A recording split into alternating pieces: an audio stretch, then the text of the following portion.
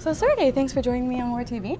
Thank you, Anastasia. Fantastic. So this is the third annual Parallels Hosting Summit, and you guys had a fantastic turnout this time. So why don't you tell me a bit about how you think it went?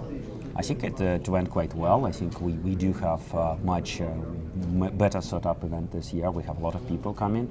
What is most exciting for us is that we actually have not only hosters, we also have lots of ISVs. And we hope to have many more ISVs in the coming years, because really what we want to have this event to be is we want this event to be an event where hosters meet ISVs. And we really think that the main opportunity for hosting is to convert itself to software as a service.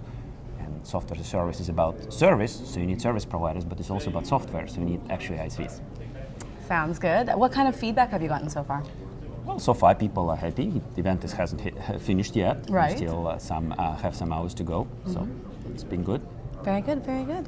So what topics did you decide to focus on with this particular event? Well, actually, it's a good question, but to some extent it's quite boring. It's all the same topics. We believe service providers need to partner with us, and with some other third-party players, and with some focused companies. They cannot do everything alone. They need to fully automate their infrastructure, and otherwise they cannot really sustain their business. They need to virtualize to be efficient and to make money.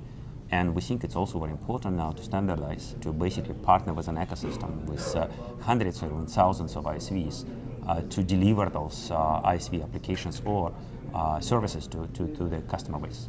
Great, great. What kind of value would you say that this event brings to the attendees that arrive here?